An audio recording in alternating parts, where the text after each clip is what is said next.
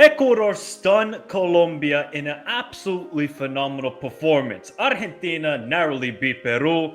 Brazil only pick up 2 points during this window. And Paraguay, they might as well get their visas booked because they are going to the World Cup. Welcome to the review of the CONMEBOL November window. We don't have any more CONMEBOL football until March. It is sad times ahead. Of course, we have the Copa Libertadores final and the Copa Sudamericana final, but no more international football till March. It is sad times ahead, but we obviously have Rank in the house to discuss every single team during this window. Get your thoughts in the comments down below. Remember to hit the like button, subscribe to the channel if you're new around here, subscribe to Rank's channel. He's on the road to 2,000 subscribers. We're going to start straight away. Rank, obviously, Argentina. They lost to Paraguay. I kind of talked about that game already. I thought Paraguay were phenomenal. Then yesterday, I mean, look, if you didn't beat Peru at home at the Bombonera, then you should have never played at the Bombonera ever again, because you drew 0-0 with them the last time I think you played them there, and obviously you lost to Uruguay earlier in this qualifier. So, I mean, the performance was okay, but, I mean, you expect to beat Peru at home. There's no like, oh, my God, Argentina, they rectified losing to Paraguay. No, but Lautaro scored, I thought, a phenomenal goal. McAllister could have had a couple goals in the first half, and Messi was better than what he showed against Paraguay. What's your biggest takeaway from this window for Argentina? Are you more like, okay, we're kind of just going through the motion here, we just got to get to the World Cup, or is there something that you're not liking in the play? Well, I thought there was a big contrast between the two games. I was honestly very satisfied with how Argentina played yesterday. Obviously, it's against Peru. I think that against Peru, anyone's Pelé. But it was still a good performance, I think. In the first half, we could have scored like 2 or 3 goals easily. There was only one team on the pitch. I think that Peru simply showed up because they had to. But Argentina, we were pretty active, I would say. Enzo Fernandez was having a great game in the midfield. I think that Enzo kind of redeemed himself in this window, first getting the assist in the game against Paraguay and then having a great game against Peru. McAllister, like you said, he was very involved. He was stepping into the box a lot. He was missing his chances, but at least he was putting himself into those positions and allowing the team another option attacking-wise. Messi was a lot better in this game. He was dribbling again. He was making those key passes. He got the assist for the goal for Lautaro. But yeah, then again, there are a few things that I don't like. I'll keep saying it. I don't think that Julian Alvarez is a left winger. I think that experiment needs to stop. We need to either find a solution to have both Lautaro and Julian on the pitch, maybe put Julian as a second striker, or maybe put him behind Lautaro, but then where does Messi play?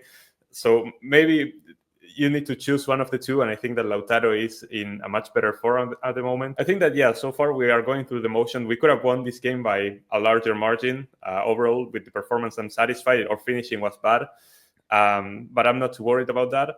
Now, going into March, I think that Scaloni has already said that looking into 2025, the call-ups are going to look a lot different, and that he's going to start...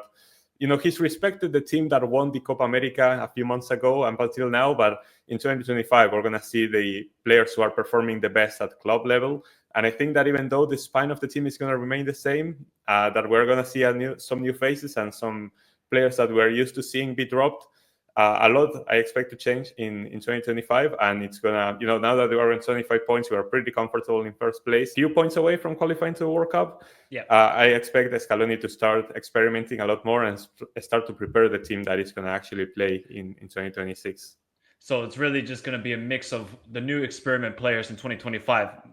Let's say, for an example, like a Nico Paz. What about for him? Would he be someone that would get more minutes? Tati Castellanos, would he get more maybe minutes in 2025? Could you see those sort of players? Yeah, I think that's going to be the main experiment, to see if maybe in the defense someone else is going to step in. We saw players like Nehuen Perez picked up a few minutes. Nehuen Perez is someone that I've been very high on for a long time, ever since he's been balling out for Udinese in Serie A. He's very young, and even though he played at right back after getting subbed in for Gonzalo Montiel, I think that his main position is center back. And maybe once Lisandro and Cuti Romero recover, we're going to see that partnership again in March. No more Otamendi and these type of players. We're going to have to see. I think that offensive-wise as well, players like Buonanotte, I'd like to see get more minutes. We're going to see. It's going to be interesting to see how Argentina look in 2025. This window, it wasn't the most convincing, but I like our performance against Peru. We just need to get those goals, actually, because we could have won by like 3 or 4 easily. And obviously the game against Paraguay, I think that's just more... You got like you just got out tactical in that game, in my opinion. So overall, I think we both predicted it would be a 3-4 point window, and it turned out to be a 3 point window. So it's not the end of the world for Argentina. Am I convinced by them at the moment? No, but I just know when that World Cup rolls around, this team is going to show up. I think now there's just not like enough motivation. They've done everything. Copa America, World Cup, Copa America. Now they just want to qualify, rest a little bit, and then get the engines going one more time. We'll see if Messi's there in 2026. Who knows? Obviously, he better show up in the playoffs for Inter Miami because they get bounced out and Tata Martino is sacked. But I think Argentina, they are obviously one of the best teams in the world. Have they shown it since the Copa America? Not really. I'm going to be honest. Obviously, they had the dominant game against Bolivia. But overall, I think it's a decent window. Decent window for Argentina. These shameless mofos decided to bench everybody against Ecuador. Say, hey, everybody, just stay in the altitude. Get the oxygen masks on. Get prepared just to beat Paraguay. And they draw to Paraguay 2-2. And they took the lead, not once, but twice. The ball movement was crazy in that game. I saw the center back take a shot from the halfway line and it almost went in. This is when you know this is just shameless activity from Bolivia. But this is not good, actually, Rank, because the one with this strategy that they're trying to do and resting players and trying to win every game at home, you have to win every game at home at this point. Now, I think their next game is away to Peru. That's a must win. At this moment, I think they still we have to be honest here. If they want to make it to a playoff spot, it's basically them in Venezuela. They got to show up away against Peru. That's one of the worst teams in CONMEBOL. You have to beat them. And I think they kind of got lucky at the end against Paraguay because Paraguay had that great chance at the end of the game, a 4-on-2. If Enciso, I think, gives that pass earlier, could have been a goal, and they would come away with 0 points in this window, uninspired by Bolivia after this window. I think the game against Ecuador, you have to throw it away. They got the red card. They rested everybody.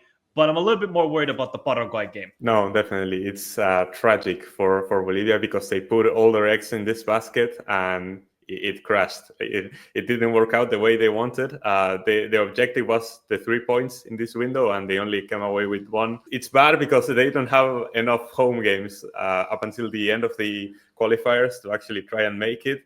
They had to win this game, and like you said, now they have to try and win another away game. With how difficult it was to get one win on the road, this game against Paraguay, it was actually absolute cinema. Like when we look at it from the Paraguay perspective, it's gonna be insane. But yeah, like you said, they took the lead. I didn't know that there was another Baca now in the team. Like they already had Ramiro and Henry, and now they have Erwin. It's kind of crazy. They keep producing Baca players, and they're all like bowlers somehow. Scoring that first goal, you can see that there are some Bolivian youngsters that are actually coming up and could make an impact for the national team, which is exciting to see. But the problem was that they couldn't hold it together in the end. We saw first that goal from Almiron, and in the final, the banger from Enciso to break their hearts. They're really going to be kicking themselves for this one because they could have gotten another goal before the end of the first half. They had two super clear chances, Bolivia, that they missed, just like in front of goal. It was right there in front of them to get a third, and they couldn't get it done. And yeah, it's tragic because dropping points at home, it's not going to work out for Bolivia when they're trying to get that playoff spot. As it stands, they are still sitting in the playoff spot, but like I said, they have to get some points on the road because their home games aren't exactly easy, and they pretty much have to win all of them if they want to have a chance at making. And they go away to Venezuela.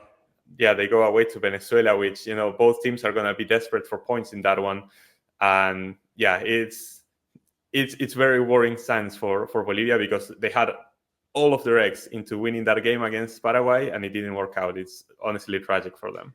It's a similar thing to Ecuador. Ecuador moved the game to sea level. You have to win that game. If you're going to rest everybody at home and just say, oh, we're going to throw away the away game, you have to win at home. There's no excuses. After Paraguay beat Argentina, they used all their energy for that. And then to draw like that, it's not good for Bolivia. But look, they're still in the playoff spot. But Rank, we know if they go to that intercontinental playoff, they're not going to win it. I'm sorry. Yeah. Neutral venue in America, unless the game is in Denver, which is like 5,000 feet above sea level, that's the only way they're going to do it. But I just don't. It's just such a contrast of this team. There's just two sides of Bolivia: the shameless side and then the San Marino side. Actually, I just shouldn't even say San Marino anymore. The Anguilla side. They're just so contrasting styles of Bolivia. It's crazy to me. We said this, Rank, with Brazil. What's going to be Brazil for this window? They get off the 6 point window. in October. Great. Everybody's like, oh, look at this team. They're now playing good football. Rafinha is going to win Ballon d'Or, all this sort of nonsense. But they get 2 points in this window. I think they should have won the game against Venezuela. Obviously, Vinny missed the penalty. And against Uruguay, I guess 1-1 is a fair result. I didn't really see much from Brazil. Yeah, like Rafinha was the only one who was active in the front four. Everybody else, Igor Jesus, Savinho, Vinny, I mean, terrible. They couldn't generate any sort of attack. What are the players that are stepping up for Brazil nowadays? Brazilian league players. Gerson gets a fantastic golazo. And look, did they deserve to lose the game? I wouldn't say that, but they didn't do enough to win the game. And that's a big issue with this side. If this was the normal 32-team World Cup, oh, Brazil would be in trouble. With this schedule they still got left in the qualifiers, I'm not convinced. And we're going to have a very serious discussion about Vinny, because this is getting ridiculous now. How I have actually never seen this rank from a superstar player like Vinicius Jr., from club level to international level. Messi always performed for national team. Ronaldo Nazario, Zidane, all of these players perform club level, national team level. But for Vinny, I don't care about GA. You couldn't do anything against a Flamengo right back in Varela yesterday. You couldn't. So he had a couple opportunities. He really should have gotten a goal against Venezuela. You could say should have gotten an assist as well. But for Brazil, I think this is like, if you want to grade it, this is like a 5 out of 10 window. You didn't really improve. Dorival is still, an atrocity as a manager. And if we're going to be honest, rank, I think they're just going to finish 4th or 5th in these qualifiers, and they're going to be lucky that it is an expanded World Cup. What's your thoughts? What do you think about Vinny? What do you think about Brazil? Look, and they had no strike. Like, they took off Igor Jesus and brought on Martinelli. Yeah, no, it's crazy. Like, they finished this game against Uruguay with like 5 forwards or something, and they only created 3 shots on target the entire game. It was not great for Brazil. I think that in a way it's like they came back down to earth, because in the last window they had gotten all 6 points, but against Chile and Peru. And now that you play like against real teams again, and they are underperforming the same way that they were before. Against Venezuela, sure, they deserved a bit more, but it was always going to be a tough game away at Maturin. And this game in Bahia against Uruguay, they really didn't create much of anything. I think both teams were honestly pretty dull, attacking-wise at least. It was a very tense affair. The only positive is that Brazil defensively have improved. I think that is one takeaway that you can have for Brazil, positive. Besides that, like you were saying, the midfield, like Gerson had a fantastic game again, scored that golazo. And I think that he's going to be a key piece. I think that Andre should get more minutes, because Bruno G has been very, very poor for a while now. And then, yeah, offensive-wise, Rafinha was still trying. Vinicius also, this game, was trying to get involved. He got himself into a few good positions, but he couldn't get it done. And yeah, at this point, I think that it's just psychological for Vini. It's really not clicking for him when it comes to Brazil, and I cannot put my finger on what really isn't working. So I think that he just needs to get that confidence boost, or flip a switch or something when he plays for Brazil, adapt to whatever Brazil actually needs of him to actually try and perform for the national team. Right now, it's not looking good. He's not really stepping up to the standards that we hold up to him. And yeah, in this window, like you were saying, like 5 out of 10, something, 2 points in this window after they had picked up all 6 in the last one.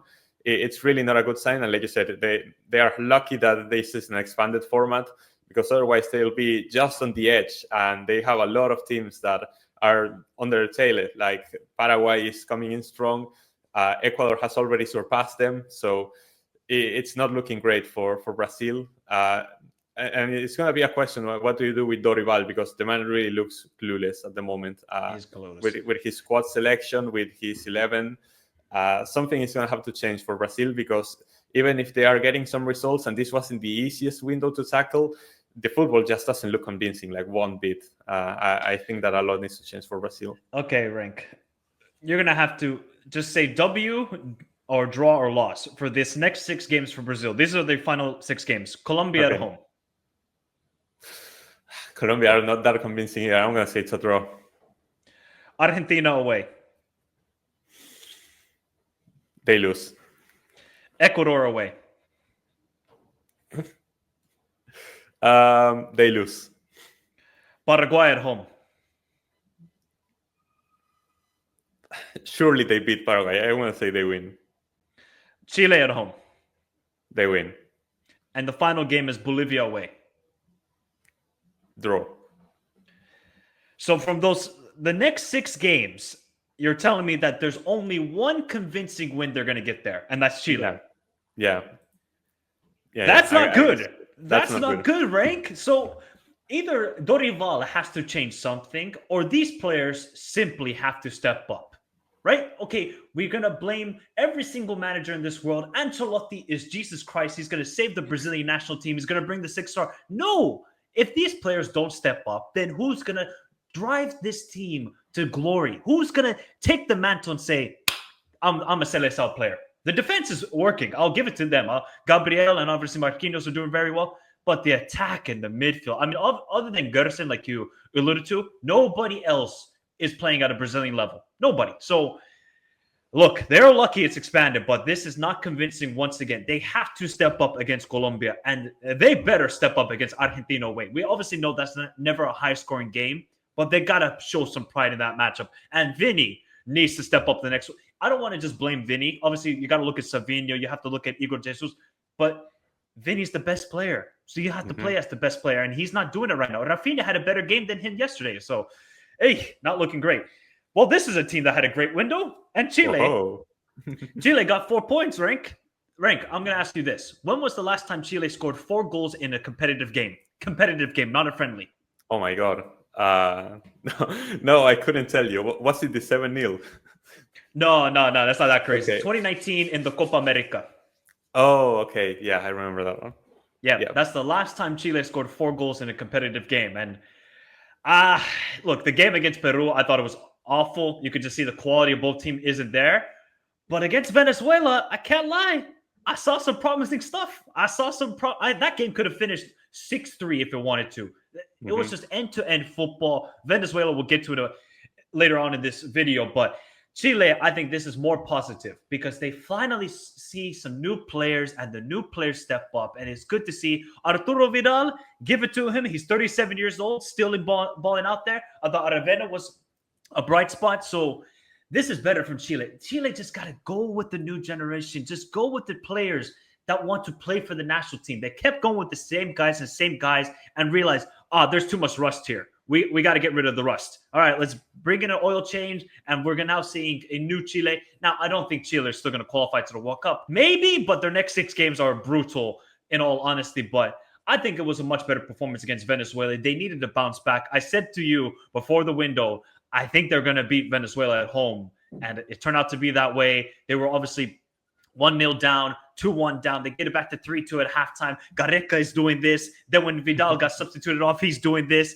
I mean, it's just the Kardashians of CONMEBOL football are Chile, but a positive, very, very positive window. Their first win since beating Peru last October in a competitive game. So Chileans, drink mate, eat a completo, celebrate today, but it still doesn't mean you're going to qualify to the World Cup. I think there are some little positive signs they can take from this window. Yeah, obviously it's massive for Gareca. Like his first, is it the first competitive win for Chile? I believe it is. First competitive win. so yeah, it's massive for them. I think that it was a great game. Honestly, when Savarino scored that first goal, I was like, no, it's happening again. Like we're going. I mean, Paulo Diaz. I mean, that clearance from Diaz was terrible. I don't know what he's doing there. It was. Again, the defense still doesn't seem to be there for Chile still. But, like you said, we saw some improving signs for this one. And I think that, yes, they took advantage of a Venezuela team that is going through it, and we'll get to them later. But, yeah, this was a more convincing performance for Chile. Overall, a great window for them. And like you said, the youngsters, this guy, Lucas Cepeda, scoring those 2 great goals, just 22 years old. He's someone that you need to rely on. Like, you need to give him more opportunities. He's playing for Colo-Colo, and he did amazingly this season as well.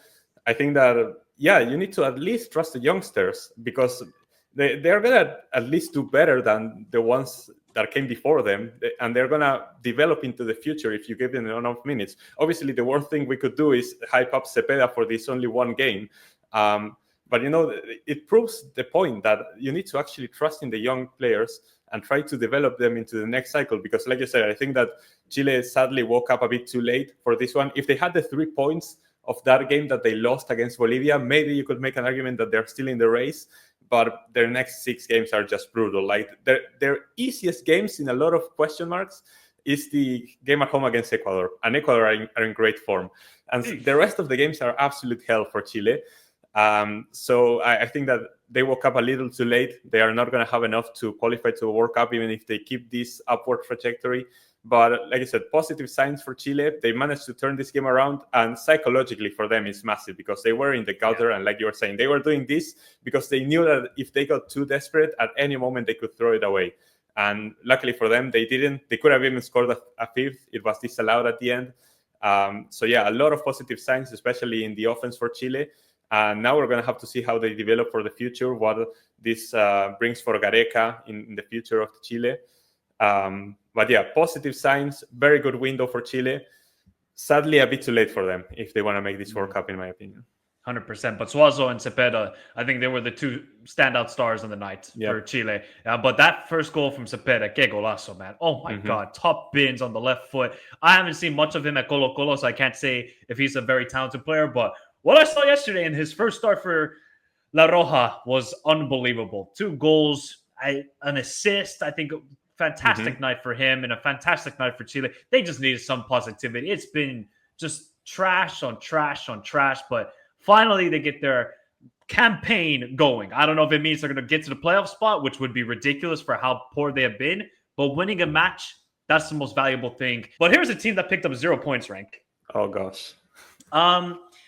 Colombia, before the Copa America final, had 28 games consecutive without losing, with victories over Germany, Brazil, Spain. Since the Copa America final, 2 wins, 1 draw, 4 losses. Colombia have not lost consecutive games since February 2022, people. It's been 2.5 years. And they lose to Uruguay. And somehow, some way, they lost to Ecuador at home. We'll get to Ecuador in the next bit. But I'm not going to say they're frauds or anything, Rank. But the one thing I will say is Cordoba should never, ever put on this shirt again. I mean, the miss he had in that first half where he has an open net. I mean, he could just see the light and he said golazo.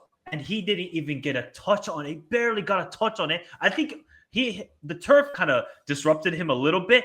You should still put the ball in the back of the net. I mean, if that was Darwin Núñez at Liverpool, everybody would be clowning him. Cordoba, holy cow, that was terrible.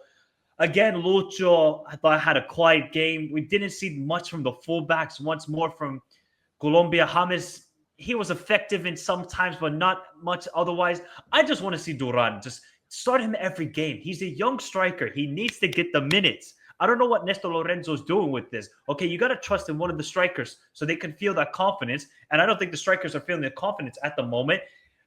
But, I mean, losing at home to Ecuador, I think that's really bad. One thing is to lose like crazy, like you did against Uruguay, which was even worse. But losing at home? Eek. I thought it was getting 2022 World Cup qualifier vibes when they couldn't score in 7 straight games. What do you think is the biggest problem right now with Colombia? It's a combination of things. I think that Lorenzo is slowly losing it. He's slowly losing grip of the team currently. Something is off with the way that they are playing, with the way that the team is flowing, with the selection for the 11.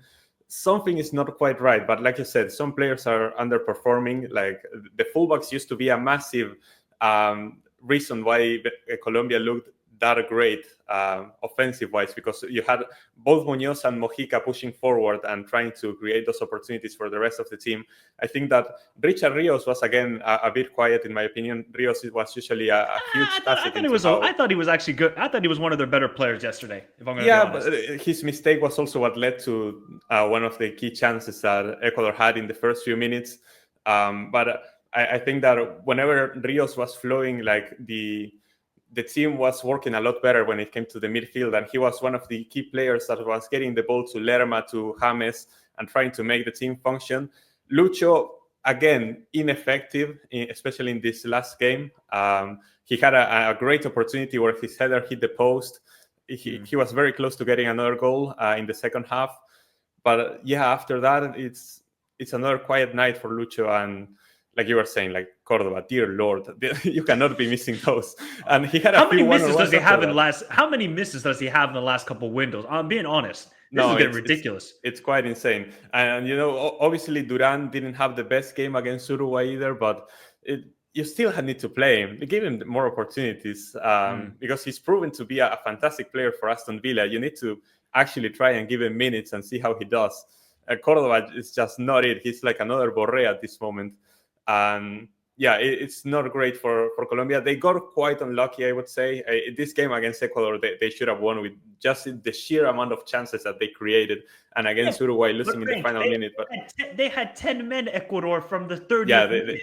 They were you have to win the game. There's no. You have to win. I'm sorry, if you're Colombian, you have to win. You have to at least score a goal. To not even get a goal, and obviously Galindez made a couple brilliant saves in the game. I think it was from Arias and then 2 from Cordoba. But I mean, this is just not correct. I mean, the form we saw at the Copa America and early on in the World Cup qualifiers, you know, beating Brazil, having that crazy game against Uruguay, to now they look like a little bit more of a fragile side. You know, when was the last time that Colombia lost at home to Ecuador? 1965, I checked. Yep, 1965. England weren't World Cup champions the last time that Colombia lost to Ecuador at home. No, it's not good. It's unacceptable. Obviously, they're still going to make the World Cup. They are pretty comfortable. They just need a few more points, and these were 2 pretty tough fixtures overall. But that game at home against Ecuador was one that you were banking on to at least get the win. And they couldn't even get the draw while being up a man for over an hour of football. And even with the amount of chances that they created, they should have won that game. And the game against Uruguay, you could say unlucky. Something is not clicking for Colombia right now, and they need to figure it out if they want to. Because we were riding on a high. We were saying that if Colombia can maintain their form, they are contenders for the World Cup. And right now, it doesn't even seem that way. They are slowly losing it. And I'm scared for Colombia that this may begin a downward spiral when it comes to their mental, because they really need to get their psychology back. It's so crucial for Colombia because we've seen it so many times, both for country and for club, that Colombians, when things are not going their way, they just crumble. And psychologically, the pressure gets to them. I hope that doesn't happen because this team was very promising and had a lot of flair. They actually need to get it back together and get back on track to see if they can perform at the same level that we saw before at the World Cup. Their next games in March is away to Brazil and home to Paraguay. Are they picking up wins there? Well, away to Brazil. This is a Brazil team that you can expose. It's obviously always a very difficult task to go away to Brazil. And psychologically for Colombia, it's not easy as well. It is a game that if they get it together, they could potentially win, but I think it's difficult. And at home to Paraguay have just looked so solid, and they are in such great form that is also going to be a super difficult game. At home, there's also the chance that they win it, but neither of those games are guarantees. They could easily drop points in both of them, I think. That would not be good form. Then that would mean they only have 1 win in the next 6 games, and that's Chile at home. Damn. So it's not looking great for Ecuador. Colombia. Their away form hasn't really been good, but at home I expect something better. And yesterday it didn't work out. But this team then said, "Cool, we might not have electricity, and we're going to take the electricity from Colombia, and we're going to take the 3 points as well." And you already alluded to it. Their first away win in Colombia in a World Cup qualifiers since 1965. Becasese might getting a statue soon for what he's doing.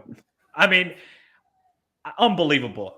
This is why we all rate this team highly. We know they have the quality. We know they have the defense. And soon there might be an apology video for Enner Valencia. Maybe, people. Because, I mean, that goal he scored, Rank, was unreal. I thought I was watching Enner Maradona with that golazo. Yep. The way he just took the ball and said, "I'm just going to go past every Colombian in front of me." Now, they get the red card, Hincapié. This is a crazy stat, Rank. Ecuador has won a qualifying match away from home, despite suffering a red card in the first half. Something that has not been seen in CONMEBOL qualifiers since 2013. Damn. So That so is a this while. team so this team finally, I think, showed some character. They showed some maturity, even though the average age of the starting lineup was 25 years old, because Enner Valencia is old and Galindez was absolutely Manuel Neuer prime-esque in the game yesterday with some incredible saves. I thought, again, Pacho, man, this guy's a wall. He's an absolute wall. Ordonez is a wall. This is the key for Ecuador. If they can just get some attack somewhere, some generation of attack, this team are going to be dangerous to the World Cup. That's why we all speak highly. I really like Vite in the midfield. I think Vite, he might be playing at Vancouver Whitecaps. He won't be soon because I was really impressed from him in this window. And obviously, Caicedo comes back into the starting lineup. And look, I thought this is an amazing window. They're the only team that picked up 6 points in CONMEBOL. They're second place. Even after getting deducted 3 points, they should be on 22 points, and they're in second place. And we still haven't been super convinced by this side throughout the qualifiers. But yet here they are, defensively strong. Now they scored 11 goals, 5 goals this window. I think it's one of their greatest victories ever, in my opinion. Going away to Colombia, red card, that's the sort of performance that can drive this team forward more. Okay, guys, we didn't play our best football. We're down to 10 men. Now we go for more. We're hungry for more. And I think this is the perfect thing for this Ecuadorian team. And I'm sure now Ecuadorians are very, very hyped in the comments and watching this, because I think their team finally showed, similar to the game against Argentina at the Copa America, they can play at a high level. And even before they got the red card, Gonzalo Plata had a great chance. If this game was 11v11, I think it could have finished 2-1, 3-1 for Ecuador, because now they finally went away from the back five and said, cool, we're going to play a 4-3-3 with Gonzalo Plata basically roaming in the 10 role, and it's working out perfectly. I just want to see Yon Yaboa get the starts, but I guess for this game, you have to be a bit more safe in the approach. But wow, what a performance from Ecuador. 6 points rank. I'm not going to say that they're going to soon be like the dark horses for the World Cup, because I want to see this more consistently, and I just want to see more from the attack, but much more positive. Yeah, I mean, it's going to be fun looking back at the preview that we did, because we were so negative on Ecuador going into this window. And what a turnaround they Only had, for the picking Colombia up all game. 6 points. Only for the Colombia game, to be fair, because the Bolivia game at home was a bit of a freebie. But I remember that I was reading about a lot of comments of Ecuadorians when they announced the squad selection, that they were so negative that basically nothing had changed, and that we had the same players being called up time and time again, that the things weren't working out for Ecuador, even though they were getting the wins or getting results, and they were still qualifying in the table, that the football wasn't convincing. And this window, what a turnaround, because not only for the 2 wins, the 2 clean sheets, the football was great again. Against Bolivia, obviously, I mean, it was to be expected against Bolivia's B team, but they dominated the game. They created so many chances. They didn't allow a single one through. And this game against Colombia, in the first few minutes, they were the ones creating the chances when it was 11 against 11. Gonzalo Plata with that chance, they were playing such direct football, kind of opposite of what we saw against Bolivia, that they were playing with the long passes and trying to get in behind Colombia and exposing their back line. We saw that Ecuador can play these 2 dynamic different styles, either control the ball in the midfield or just go direct into your attackers with the pace that Gonzalo Plata has and the other players. And I mean, Enner Valencia, I don't know if that looked like Ronaldo Nazario. It didn't make sense what he did. I have no clue how he did that. I'm going to be honest, Rank. No, it isn't. It was a golazo. You have to give it to him.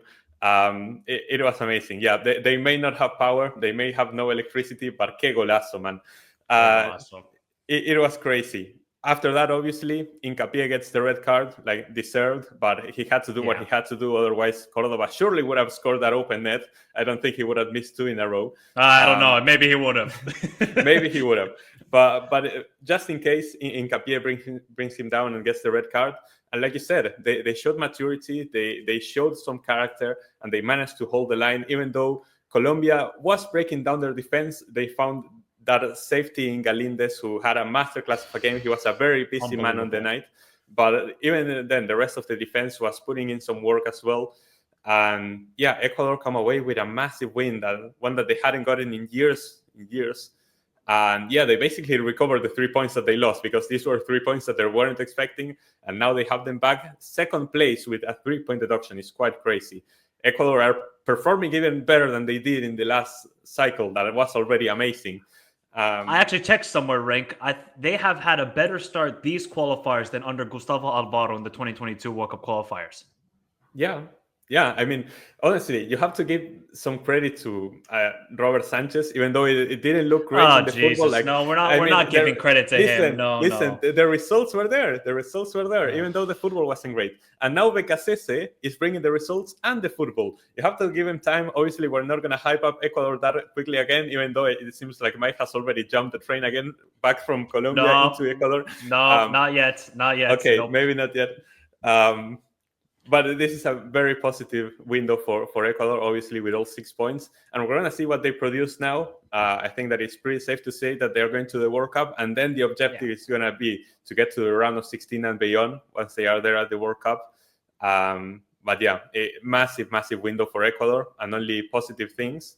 We can see how they can continue to improve. So, do you think this sort of win can start their sort of drive into making a deep run at the World Cup? Because they're going to qualify to the World Cup. I mean, the remaining games are Venezuela at home, Chile away, Brazil at home, Peru away, Paraguay away, and Argentina at home. They're going to qualify to the World Cup. But I think these sort of wins brings that mentality. This is what this side need. They need that sort of marquee victory. That's the word, marquee victory, and they finally got it. I mean, you saw the players like celebrating after the game. Oh yeah, I saw it. Yeah. Becasese was going crazy. Like Becasese is always such a character. He's such a diva in a way. He's very expressive when it's inside the pitch and obviously outside the pitch as well. He was celebrating with the players. You can see how much it means to them and how psychologically this could be massive for Ecuador and their campaign. And yeah, to turn the ship around from all the negativity that was there before, it could be massive for them going into the next qualifier games and after that the World Cup. Oh my God! And then this team. I mean, they keep doing it.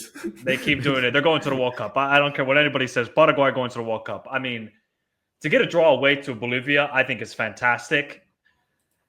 Rink, guess who scored? Almiron. Miggy. Yep. And guess when his last goal for Paraguay was in a competitive game? Oh, must have been like 2020 or 2021. March 25th, 2022 against Ecuador. Oh, okay. That's his last competitive game. He scored in a couple of friendlies, but I'm not going to count those. In competitive game, it's been 2 years. So for him, that's a massive thing for Paraguay. And then Enciso, que golazo, man. And did you see the Bolivian player try and kick the ball? Yeah, no, they threw a ball inside the pitch and Terceros tried to like kick it into Enciso, right, to try and disrupt him. But that man was locked in. He was not deterred. Oh my God, that was just prime CONMEBOL right there. I fucking loved it. But what a window for Paraguay. 4 points. We said if they get 4 points here, they're going to the World Cup. I mean, Gustavo Alvaro is the professor and the maestro, and every word possible. He is doing God's work at the moment with this side. Like, they could have won the game in El Alto. If they won that game in El Alto, this would have been an incredible window. But I can safely say they're going to the World Cup because defensively, they obviously look. They concede 2 goals to Bolivia. It's going to happen to every team. He switched to a back 5 yesterday, and it worked out. They pushed, trying to go for the winner, almost got it. But I think the game against Argentina, you just see a different side, a bit more defensive. But we're going to be very dangerous on the counterattack. Sanabria is turning out to be, I mean, the lethal striker that they need. You know, they had the likes of obviously Oscar Cardoso, Roque Santa Cruz, but now Sanabria said, okay, I'll take that mantle right now. And Seesaw, this guy needs more time at Brighton. I know Brighton are a very good team. They got so many quality players. I think for Enciso, he's got to go on loan to some team and just ball out because he is such a quality player, just the technical skill, everything about it. But this team are just showing mentality, something that they didn't show in the early stages of these qualifiers, and especially at the Copa America. But Paraguay are back, and they are definitely going to the World Cup rank. I think I can 100% say that. Just the way they're performing, I just don't see any fall off from this team. Yeah, I mean, at the moment, 4 points clear of the playoff spot that is Bolivia.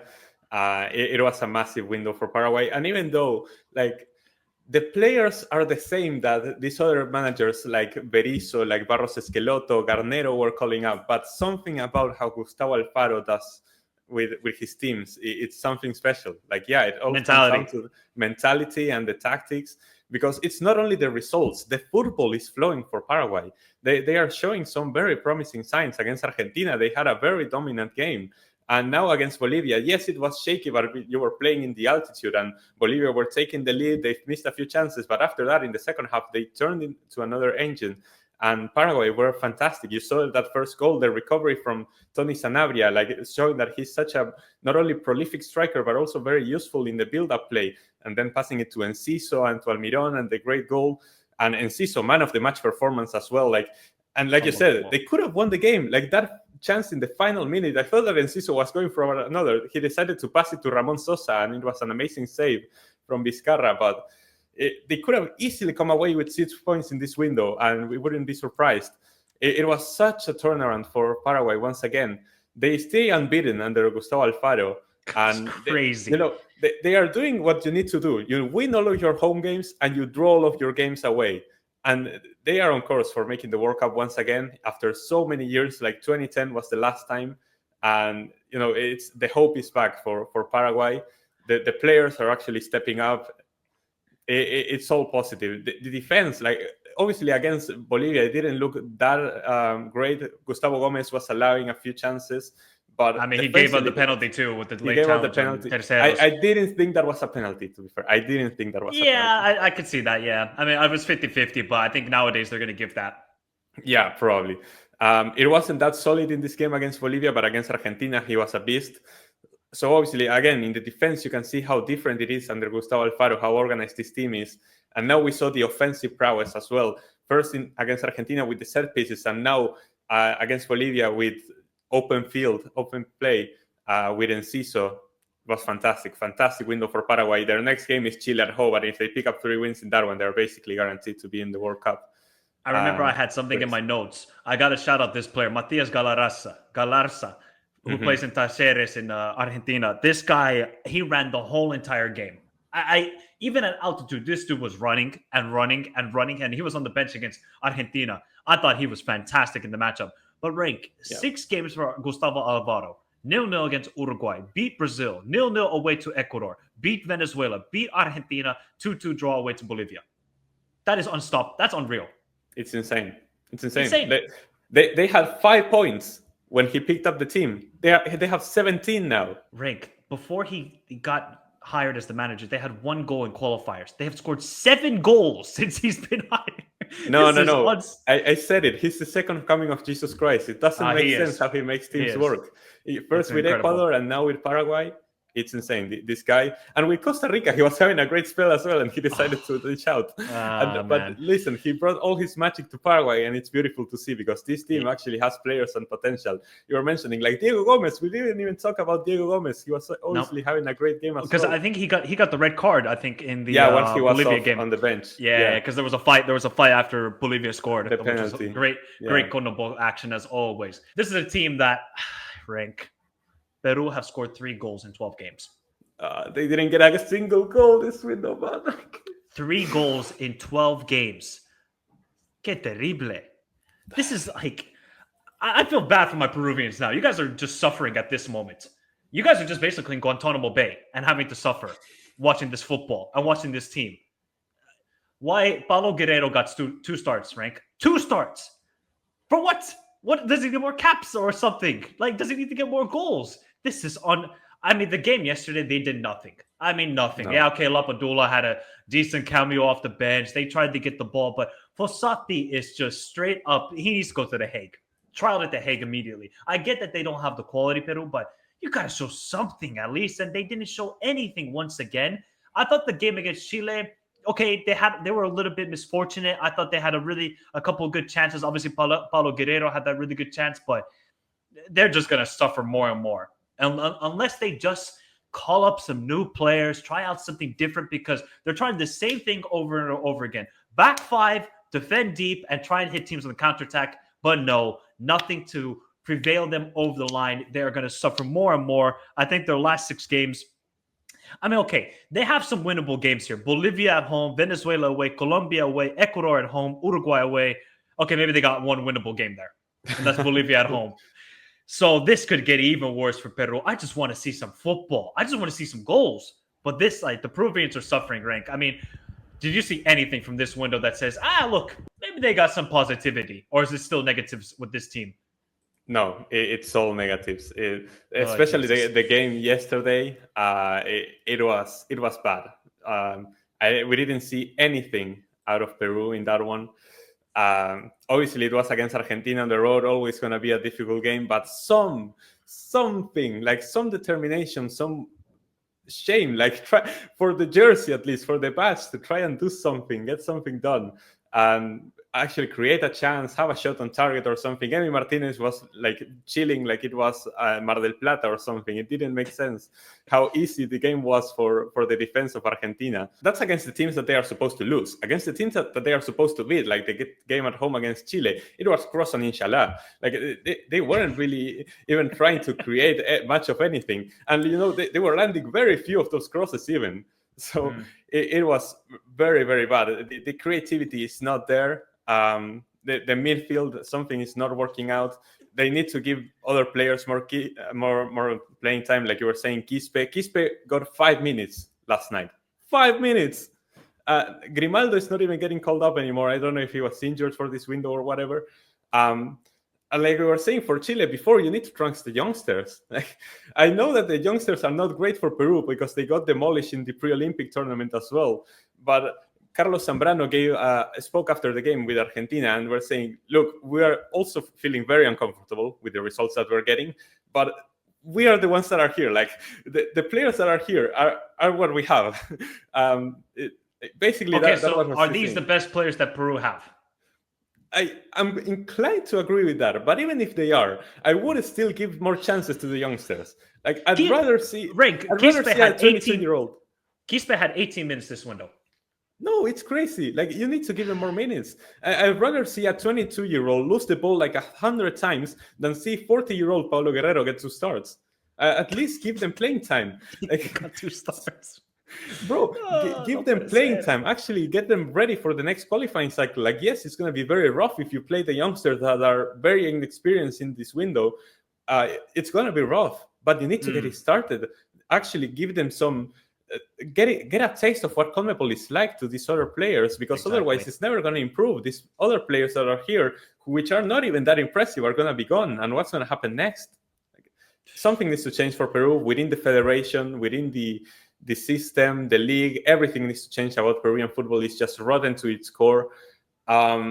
Here's I don't think they're going to do anything until they fully get eliminated officially. I think they're just going to keep trying with this until something works. But whenever they pan the camera to Fossati, he just looks like he just wants to leave.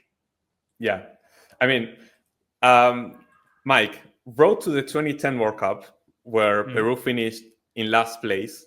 They picked up 13 points. Okay. Currently, they're on 7, and they have 6 more games. They're not reaching 13 points. They're not reaching 13. Is this going to be the worst Peru campaign we've ever seen? I mean, I told you their schedule. Their only game they're going to win is Bolivia at home. Okay, they reach 10. They don't get 13. Oh, it's going to be tragic. I'm going to ask you, do they even get 5 goals? No. In 6 games, no. Oh, no, puede ser, man. You cannot score 4 goals in 18 games. Do you know how atrocious that is? I get it. They don't have the quality. You can score some goals. Lucky bounce, lucky something, but they just offer nothing. It's so sad.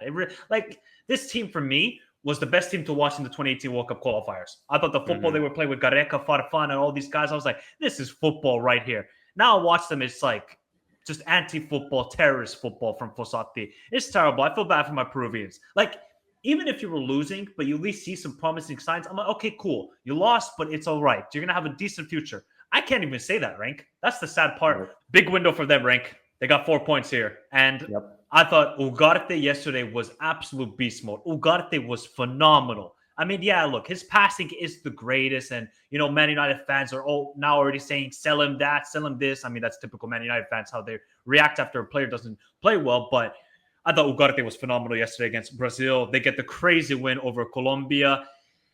Darwin obviously had to come off at halftime. I don't know if it was an injury or what was going on there, because I haven't seen any reports of an injury from Darwin, but this is the sort of positive signs that they need. I think it's just been so negative. They didn't score any goals for many, many matches, but now they got 20 points. They're ahead of the likes of Ecuador, Colombia, Brazil, and people are still saying, give Bielsa out. But I just want to see him try some other players. But Valverde's goal was phenomenal against Brazil. That just shows you the quality he's got. Is it still, worrying for Uruguay after this window? No. I think now they can just say, hey, We went through the bad spell under Bielsa. Maybe we're going to get to phase 3, and phase 3 is going to be more promising football to what we saw in phase 1. But yeah, positive window for Uruguay. They don't really get a lot of wins in Brazil, as I alluded to it in the preview. But heck, when Bentancur, Valverde, and Ugarte is your midfield, you're going to compete against most teams in the world. Yeah, very positive window for Uruguay. Obviously, you can say that maybe it wasn't in the most convincing fashion, but they were also going up against two really good teams in Brazil and Colombia. Like, they didn't have an easy schedule. So at this point, it was just about getting it done. And getting it done against Brazil was basically the mojo, because the football wasn't great from either team. I don't think that offensively either team created much. And we saw 2 goals from midfielders, basically from outside the box. Fantastic goal from Valverde there. Defensively, super solid. Like you were saying, Ugarte was also helping Varela in that defending against Vini in the 80th minute. Like, he completely bodied Vini. So yeah, Ugarte, super great defensive rock there in the midfield. Again, kind of like what we saw against Argentina in La Bombonera, where he also had a fantastic game. You can see how key he is to Bielsa's system and to this team. Offensively, yes, it wasn't the greatest for Uruguay, especially in this second game. But yeah, they just needed some kind of positivity after all of the negative talk that was going on outside the pitch and everything involving the drama with the legends and with Marcelo Bielsa. They needed something to go their way. And listen, they had 2 very difficult games ahead of them, and they come away with 4 points. They are sitting in second place. They are going to the World Cup. And yeah, it's great signs for Uruguay once again. Like you were saying, for 2025, we need to see a bit more. Like, this was great. We need to see more now. If they want to be one of the contenders for the World Cup, we actually need to see some of the new players come in. We need to see how Bielsa can go back to playing that fluid style that we saw before, and needed to be consistent again, because that was the main part with Bielsa. It's about the consistency, because when it came to the tournament, it seemed like he just couldn't get it done. In the Copa America, it was a disaster. And now he needs to get back on track. The next few games need to be more convincing. And yeah, positive signs for Uruguay overall. I just want to ask you a question. What's your thoughts on Pelistri? Pelistri is a player that I really like. I like him, but obviously these past few games for Uruguay haven't been the most convincing. In that 2022 cycle under Diego Alonso, after Tavares left, he was looking like the key to success for Uruguay, like this new youngster that could actually make a difference. Now the hype has maybe died down a bit, and we need to see some players like Luciano Rodriguez, who we keep talking about every single time. But still, I'm still high on Pelistri. I think that he needs to get back into that form that he was before for Uruguay. But yeah, he's going through it currently, but I am still high on him. I think that he could be a key piece for Bielsa, especially in the way that Bielsa likes to play. I feel like Pelistri really fits that style. Yeah, Luciano Rodriguez again had 0 minutes this window. I don't understand it, but hopefully he gets some more minutes in 2025 when Uruguay solidify their spot at the next World Cup. But a great window for Uruguay. Getting a point away is never easy against Brazil, as we know. I think this team took the biggest L rank. I can't lie. I think Vinotinto, I don't think they're going to qualify. It's looking really rough right now. They haven't won a game since beating Chile. They haven't won since the Copa America. That's 8 games. That's 8 games. And I did say this when we were doing the preview. This defense worries me. They have conceded 4, 5, 7, 8, 12 goals since the Copa America. 12 goals. They conceded 4 to Bolivia, 4 to Chile. I mean, come on. I mean, it's not good enough, but some of the defending yesterday. I mean, the goal for Vargas. I mean, I don't know what they're doing there. The goal, the other goal for Cepeda. If you know he's a left-footed player, don't show him his left foot, and they give him all the time and space in the box to take the shot. But Venezuela, look, we talked about the attack, that it was too reliant on Rondon. Rondon didn't even score a goal in this window. And yet they still scored 3 goals, but they get 0 points. I think they were a little bit fortunate in the Brazil game because they could have easily lost this. But this team now are losing the momentum. They're losing the mentality. They're losing any sort of confidence. And I don't believe in this team right now, Rank. I think they're going through mad struggles. I don't know where the performances can improve. Let's just go through their remaining 6 games, Rank. Okay? Okay. Ecuador away is a loss. It's a loss. Okay, Peru at home, Bolivia at home. They have to be 2 wins. Yeah, they have to be 6 points from that one. No excuses. No excuses. Then their last 3 games are Uruguay away, Argentina away, Colombia at home. I say they get a draw against Colombia at home, and that's it. They lose the other two. So they have to beat Peru and Bolivia. If they don't beat those two Yeah. teams, they're not even going to get a playoff spot because Bolivia will somehow get wins at home. So, Yep. Rank, what's the biggest issue with Vinatinto? Is it the defense, or is it just that this team, obviously the midfield was losing Yanehela Herrera, who came off injured against Brazil, but man, even Sotodinho started the game. He got the assist to Savarino, where he just spin a Rooney, a couple Chilean players. But this team just, I don't know what, it just looks so disorganized, honestly. That's the biggest thing. I think that's the main issue, like the organized. I think that Batista has lost it with the tactics at this point. Something is not right, especially in the defense, because we were complaining about Venezuela offensive-wise, and like you were saying, like they actually showed up offensively in this window. Soteldo had a good game against Chile, and we saw Savarino, who is a player that I have massive stocks on after this campaign with Botafogo, both in the Brasileirão and in the Copa Libertadores. I think that he's their key player, playmaking wise for Botafogo, and that he could be the main guy for Venezuela as well. But defensively, it was insane, the amount of goals that they are conceding, and they could have conceded many more. I still remember that game against Canada at the Copa America. It was a miracle that they took that game to penalties, because if like Jonathan David or Kyle Larin had like their right shoelaces on, like they would have conceded like 4 goals in that game as well. Defensively, it's been a long time for Venezuela that they've looked this shaky, and I don't know. It has to come down to the tactics, because it's not even that we can put the blame on one individual player. They just look deorganized. There's always someone all alone from the opposing team inside the box of Venezuela. And that's something that is unacceptable. And like you were saying, like giving all the space to Cepeda, the midfield, obviously, not having Yangel Herrera, obviously a massive miss, but even then, they still have a lot of experienced players that can show up in that position, and it doesn't seem to create much of anything. And like you were saying, it comes down to confidence at this point. Like mentality-wise, they had so much pressure, like we were saying before this window, seeing themselves in that qualifying spot with everything that it meant to them. We saw that Soteldo saying that he preferred to go to the World Cup than winning the Copa America. Everything that it means to Venezuela to go to a World Cup, to be in the main stage of football, seeing themselves that they were qualifying got to them. I think that the pressure got to them, and now we're seeing in these performances that you can see that it's slowly slipping away from them, and suddenly they seem to have no faith anymore. That's what was driving them forward, the faith that they could actually do it. And now it's 8 games in a row without a win. And yeah, so, like you were saying. So what's your confidence level then? So I don't think they're going to get direct spot to the World Cup. Actually, I'll bring up the table right now. I don't think they're going to get direct spot.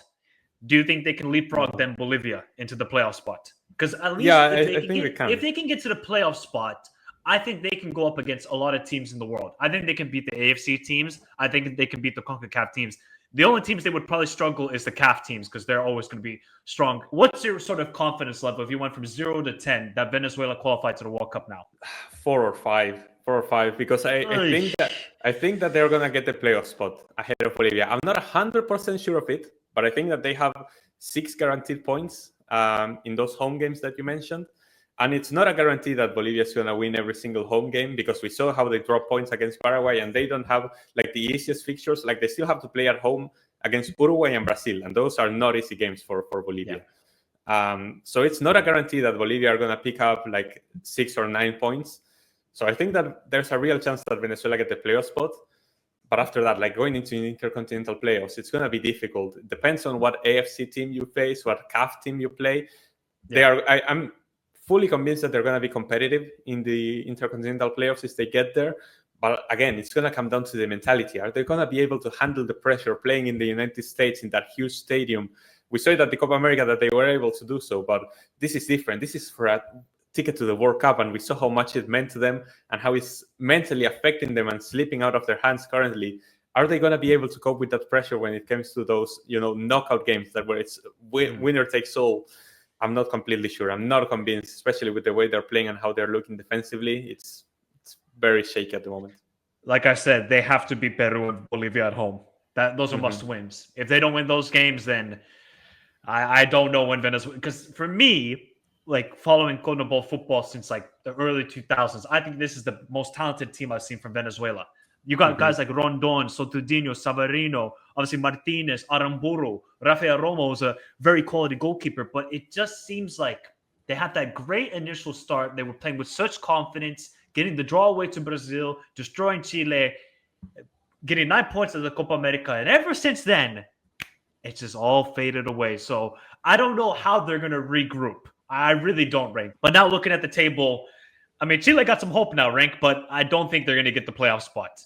They got hope. They are 4 points away, but like their games are just too difficult for Chile. Peru are eliminated. I think that's left. Chile, I would say that they woke up a bit too late. The playoff spot is going to come down to Bolivia versus Venezuela. I think that Paraguay have cleared themselves and they're playing such great football that I expect them to pick up enough points to qualify directly. And then beyond that, it's just a battle to see, like, for pride, to see who finishes above everyone.